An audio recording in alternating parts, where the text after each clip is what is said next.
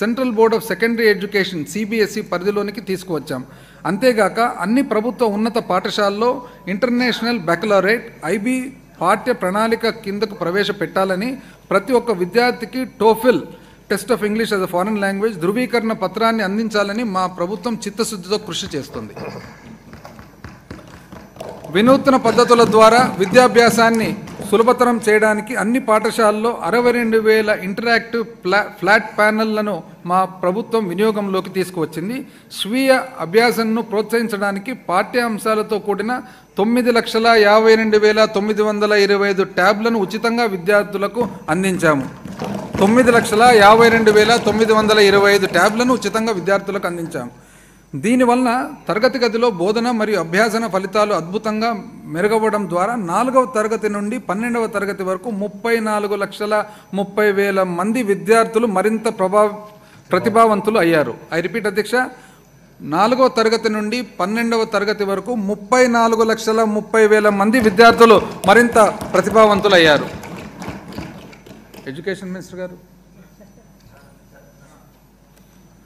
నూతన విద్యా విధానం 2020కి అనుగుణంగా 14,255 అంగన్వాడీ కేంద్రాల సమీపంలో ఉన్న ప్రాథమిక పాఠశాలల ఆవరణలోకి తీసుకురాబడ్డాయి. మరియు 4,470 ప్రాథమిక పాఠశాలల సమీపంలో ఉన్న ఉన్నత పాఠశాలల ఆవరణలోకి తీసుకురాబడ్డాయి. ఈ విధానం ద్వారా బోధన నాణ్యత మెరుగుపడి పిల్లలకు అర్హత కలిగిన సబ్జెక్ట్ ఉపాధ్యాయులను చేరువ చేయగలిగాము. మా ప్రభుత్వం జగనన్న విద్యా కానుక ద్వారా ఏటా దాదాపు 47 లక్షల మంది పిల్లలకు ప్రయోజనం చేకూర్చే విధంగా 3,367 కోట్ల రూపాయల ఖర్చుతో యూనిఫామ్లు, బ్యాగులు, బూట్లు, పాఠ్య పుస్తకాలు మొదలైన వాటితో కూడిన పాఠశాల కిట్లను అందించింది. ఐ రిపీట్ అధ్యక్ష, ఏటా దాదాపు 47 లక్షల మంది పిల్లలకు ప్రయోజనం చేకూర్చే విధంగా 3,367 కోట్ల రూపాయల ఖర్చుతో 55,607 అంగన్వాడీ కేంద్రాలకు యాక్టివిటీ ఆధారిత అభ్యాసానికి సంబంధించిన 26 అంశాలతో కూడిన ప్రీ స్కూల్ కిట్లు పంపిణీ చేయబడ్డాయి. మనబడి నాడు నేడు పథకం 56,703 ప్రభుత్వ పాఠశాలలు, సంక్షేమ వసతి గృహాలు మరియు జూనియర్ కళాశాలల్లో అభ్యసించే వాతావరణాన్ని మెరుగుపరిచింది. ఫర్నిచరు, త్రాగునీరు, మెరుగైన పారిశుద్ధ్యం వంటి చక్కటి సౌకర్యాలతో కూడిన తరగతి గదులతో 15,715 పాఠశాలలు ఈ పథకం మొదటి దశ కింద పూర్తయ్యాయి. రెండవ దశ కింద 22,344 పాఠశాలల్లో ఇప్పటి వరకు 7,163 కోట్ల రూపాయలను ఖర్చు చేశారు. ఈ పథకం వలన 99.81% పాఠశాలలో కనీస మౌలిక సదుపాయాలను అందించగలిగాము. అధ్యక్ష, 99.81% పాఠశాలలో కనీస మౌలిక సదుపాయాలను అందించగలిగాము. 43 లక్షల కంటే ఎక్కువ మంది విద్యార్థులకు రుచికరమైన మరియు నాణ్యమైన ఆహారాన్ని అందించడానికి జగనన్న గోరుముద్ద పథకం ద్వారా మధ్యాహ్న భోజనం పునరుద్ధరించబడింది. ఈ పథకం కింద ఏడాదికి 1,910 కోట్ల రూపాయలు ఖర్చు అవుతున్నాయి. ఇది గత ప్రభుత్వం చేసిన ఖర్చు కంటే 4 రెట్లు ఎక్కువ. అధ్యక్ష, ఇది గత ప్రభుత్వం చేసిన ఖర్చు కంటే 4 రెట్లు ఎక్కువ. పోషకాహార లోపం మరియు రక్తహీనతను పరిష్కరించేందుకు 77 గిరిజన మండలాల్లో వైఎస్ఆర్ సంపూర్ణ పోషణ ప్లస్ పథకాన్ని, ఇతర ప్రాంతాల్లో వైఎస్ఆర్ సంపూర్ణ పోషణ పథకాన్ని అమలు చేశాము. ఈ పథకం ద్వారా 35,71,000 మంది మహిళలు మరియు పిల్లలు ప్రయోజనం పొందుతున్నారు.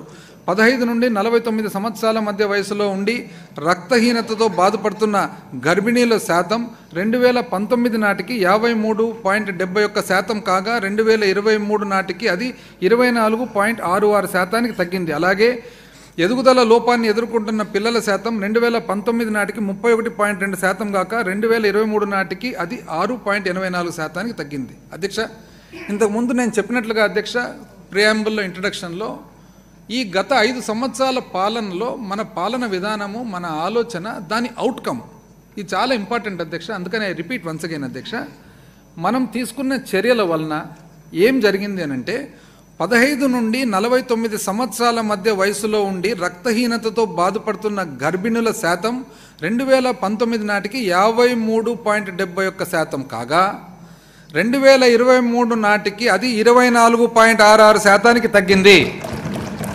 అలాగే ఎదుగుదల లోపాన్ని ఎదుర్కొంటున్న పిల్లల శాతం 2019 నాటికి 31.2% కాగా 2023 నాటికి అది 6.84% తగ్గింది.